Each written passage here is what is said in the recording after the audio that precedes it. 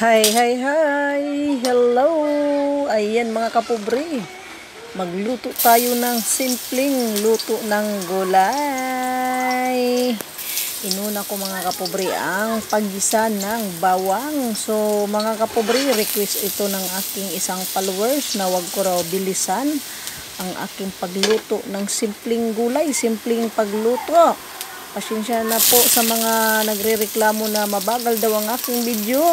Kasi may nag-request na naman po, pag ako daw nagluto, huwag ko daw masyado bilisan. Kasi daw ang nag-request po ay medyo may edad na. Gusto lang daw talaga niya makita kung paano ko daw ginawa ang aking pagluluto, no? Ayan, inuna ang bawang. Of course, may kasunod na sibuyas, bombay, no? Ayan, pa-brown na siya. Mabilis lang po ito maluluto, mga kapobre, kasi maninipis na pagka-slice. So, Ma'am Adelaida, maraming salamat sa pag-request at maraming salamat sa pagpanood mo sa aking video, no, na nagustuhan mo. So, ayan mga kapobre, kasunod ang kamatis.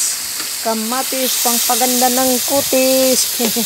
Totoo naman talaga ang kamatis ay malaking benepisyo sa ating katawan kaya siya ay may lycopene para sa ating pusong sawi. Hindi pusong nagmamahal, oy, hindi sawi, no. Yan mga kapobre, no, tingnan nyo. Sandamakmak na kamatis, kasi ang kamatis na marami pag tayo nagigisa ng gulay, yan po ang nagdala ng manamis-namis na asim ng kaunti. Kasi mga kapobre, hindi ako naglalagay ng kung anong magic dyan or ano pang pangpalasa na gaya ng binanggit ko na nga, no? Lalo na Ajinomoto, no? Hindi talaga ako gumagamit dahil nag-iingat po tayo sa ating katawan, mga kapobre. Mahirap magkasakit kasi ang mga pagkain natin puro na may mga chemical. Kahit sa gulay mga kapobre, namili tayo ng gulay pero may mga chemical na yan, kaya kailangan natin mag-ingat. Huwag na tayo masyado magdagdag ng pangpasarap, pangpalasa, dahil masama sa ating kalusugan. Pwede naman tayo magpalasa ng ating mga niluto. Maraming paraan na para maglasa ang ating linuto, kagaya nitong kamatis.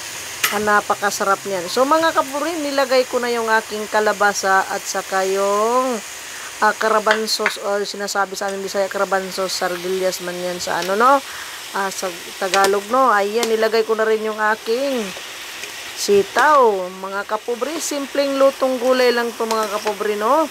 Isunod ko mamaya yung iba dyan, meron pang ibang kasunod yan. So igisa na lang natin yan sa kamatis. Tingnan nyo mga kapobre, mamaya yan, napakasarap niyan dahil may ilalagay ako dyan na pangpalasa talaga, as in lalasahan talaga natin. Ayan mga kapobre, so kailangan nating halu-haluin muna, no, para mahalo na siya kasi may kasunod pa yan na ilalagay. So ayan mga kapobre, ang gagawin naman natin yan ngayon, ilagay na naman natin ulit yung kasunod. Ayan, okra. Ayan mga kapobre, ginisang gulay sa kamatis, napakasarap niyan. Yan ang pinakamaganda sa ating katawan, sa ating kalusugan, para tayo maging healthy. Hindi po pwede lagi na lang tayo karne. So isunod ko naman tong ampalaya. Ayan, healthy mga kapobre. Tingnan nyo naman, di ba may ampalaya?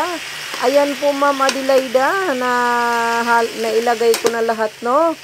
So, itong luto ko mga kapobre ay haka-haka luto, no, kasi sabi nila pakbit po daw ito. Iwan ko lang kung pakbit ito, ay naisip ko lang na ganituhin ko pagkaluto ang gulay na mga gulay na to, kasi gusto ko lang kumain ng ganitong gulay, kaya halo-halo ko na lang sila lahat, no. Nagigisa natin sa kamatis, sa damakmak na kamatis, pero may ilagay ako niyan mamaya-maya mga kapobre. Napakasarap na, no. So hindi ko pinapakita sa inyo kanina kung ano yung ilalagay ko. Makikita nyo na lang mamaya-maya mga kapobre. So mga kapobre, tingnan nyo, o diba, napaka-healthy talaga, healthy. So ayun na mga kapobre, no.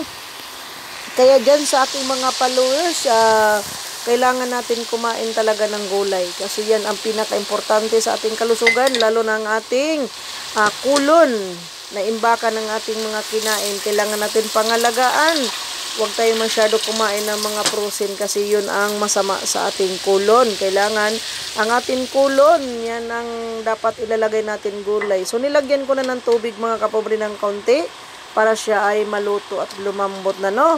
So mga kapobre, ayan mga kapobre, haluin natin ng kaunti para magpantay doon sa tubig na kaunti nating nilagay. O di ba mga kapobre? So, tingnan nyo mga kapobre, ayan na mga kapobre. So, tingnan natin mga kapobre, oh, kumulo na.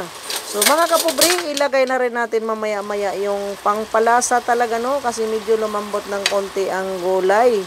Ayan, so haluin muna para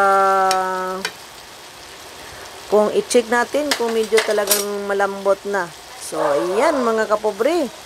So, ilalagay na siguro. Ilagyan muna natin ng konting asin, no? Ayan. Para may lasa, asin muna.